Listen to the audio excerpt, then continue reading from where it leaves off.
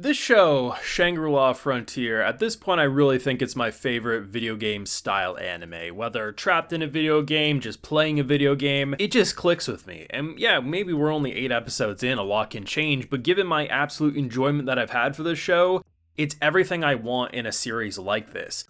It's unapologetically fun, the video game mechanics make a lot of sense, but most importantly, it just feels like this is one of those things where it's like, it's no wonder a character like Sunraku, who spent most of his life playing the trash video games, is so addictive to just such a complex game that has so many twists and turns, and it actually feels like someone playing VR that feels as real as anything in his actual world. And this fight, really cool, 5-minute countdown, the setup for next week's episode, just everything about this show completely clicks with me, and I know I'm not alone. I see more and more people say exactly the same thing. And this show's only going to get better, especially over its 25 episode run. I do have a full live reaction to today's episode over on my Patreon, so if you would like to see that, head on over there because they're supporting. We got quite a bit to talk about. First things first though, we gotta talk about that grand fight. That was really cool. So, I said it last week, I was like, this thing looks cool. It's basically a tree that can use roots and chains and can whack you all around, but it's also a spellcaster. It's a very deadly opponent, and the cool thing was that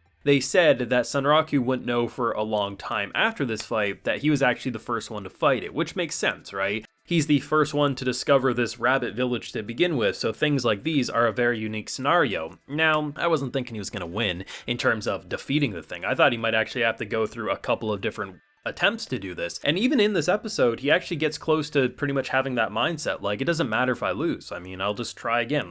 I lost on previous ways, I can lose on this one. And he snaps himself out of it and he realizes that, like, this mindset, that's a loser mindset. Like, if I would have had that, I would have never been able to conquer the trash video games. This is a good one. Let's give it our all. And the fact that it is such a realistic environment, he does huff, he does puff. There's literal debuffs that are on his character that are making him exhausted, but he pushes through and gets to that 0 countdown. I really wasn't sure what to do in terms of this, because obviously he could dodge. He was doing rather well. But with each passing minute, it was getting harder and harder for him to do so. He tries to deflect, I mean, he does it, but it's obviously going to put a strain on his body. He tries to physically attack this thing, and it just does literally nothing. I thought the secret was going to be that he needed some form of spell casting, which he doesn't have as it stands unless he has a secret blade that can shoot a fireball or something like that, but I thought that was going to be the trick. Actually, a lot more interesting of one, if you take away its staff, all it really is a moving tree. And as we see from Big Boy crashing down on him, that's how you take care of business. And it's cool because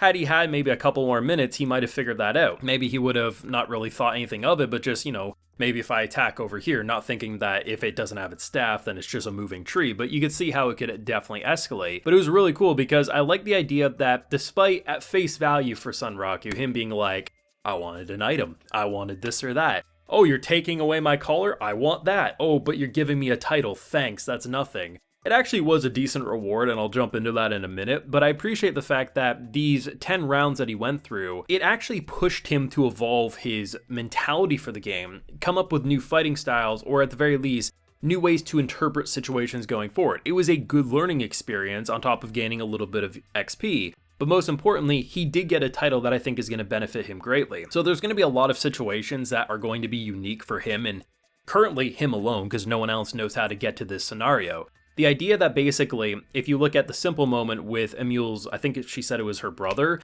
so he mentions how sometimes you can find him in like human cities, but he can only be there for a little bit of time because he can only stay transformed. So certain players might end up with some nice items that they're like, oh, you know, I went to this spot at 12 a.m. and he was there for 2 minutes or something. Sure, some of the items they might be able to catch, but generally in these types of games, item vendors, shop vendors, they adjust their inventory quite a bit. And because the fact that he is always going to be located in this village, he has that title, he can probably interact with a lot more now, if not pretty much interact with everything as if he was a rabbit in this village. He actually has a lot of potential to get items and quests or just knowledge that no other player will have. So at face value, it makes it look like, well, did he really gain anything? He was already pretty good with the village chief. Now he's a proper citizen, it feels like, and I think that's going to open up a lot of interesting pathways. Of course, it makes sense why he's upset. He's thinking he's going to get Excalibur from this big mission, but I think in general, long term, he got something much better because, especially for anyone who plays video games, getting a cool item early game, yeah, it's cool, but you know, a boss fight later, it's going to be obsolete. You're not going to be using it anymore. So I think this is a much better thing for him to progress his character going forward. I do think my favorite ongoing joke that we've seen a couple of times, and it's the fact that we don't even hear her talk.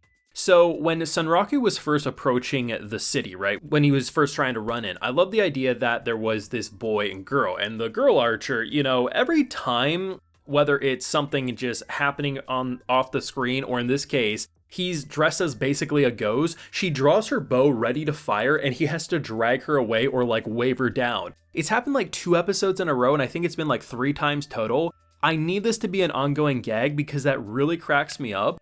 But it is interesting how they decided to blend him in with the crowd. When they were talking about transforming the whole identity, I thought there was going to be something that would like physically make him look completely different. Like, oh, he's just a different looking human. No, they slap basically a ghost costume on him and call it a day. It works, but it makes him stick out in a different way, and it's only a matter of time before someone grabs that and pulls it away. And maybe it's exactly what's going to happen next week, given our girl kind of peering over, being like, ooh, you going to send me that friend request? And he's thinking, oh shit, she wants the information on the rabbit village. It's going to be absolute chaos. Something I really liked about when he was deciding his next path was that they showed us 3 different scenes. The first one is the one that he seemingly has decided on, and was the one that I was hoping he would, because the beautiful, magical looking forest, that just seems like an awesome location for fights or just exploration. One kind of gave me almost a Made in Abyss vibe. I was like, oh, we're going to go down a cavern or something. It's going to be chaos. And then the third one kind of looked like Halo, like something like a Halo level. In general, though, they all had very different pathways. Like, it looked like it'd be a different quest line, visually different, and just you would have very unique scenarios. And that's what's really cool about this, is that at the end of the day, it feels like Sunraku as a player, you enjoy following because his mindset and how he approaches video games is something that the same reason you would watch a certain Twitch streamer, because they play games in a way that both entertains you, but they have a very unique mindset. But most importantly, the actual game itself, you're dying to play something like this because we don't have VR that we can strap on our head, lay in our bed, and feel like we're actually in the game, right? Like, we're not at that point. And it's just so cool to see certain shows like this nail it completely right. And if this was only a 1-core season, it would have been one of the biggest disappointments of the year. So I'm so happy that it's 25 episodes back to back because the quality has remained consistent. It's absolutely fun to follow, and I can't get enough of this one. If this was a completed show, I would probably have it binged in 1 sitting. I'm not gonna lie, like, that's how hooked I am on this, and I just absolutely love it. But let me know what you're feeling on Shangri-La Frontier. What did you think of the fight? What do you hope to see with the magical forest area that we're gonna explore? Let me know down below. Leave a like if you enjoyed, subscribe if you're new around here. Of course, ring that bell so you can get notified when I upload more videos to the channel. And like I mentioned, we have that full live reaction over on my Patreon if you're interested. And hey, while you're there, you also get a video shout out. So today we have Hikari Lounge, Aldol, So Logiki, Subject 3, Yoraluka, Rolia, and Sarnik. So I appreciate the support, everyone. Please take care and have a good one.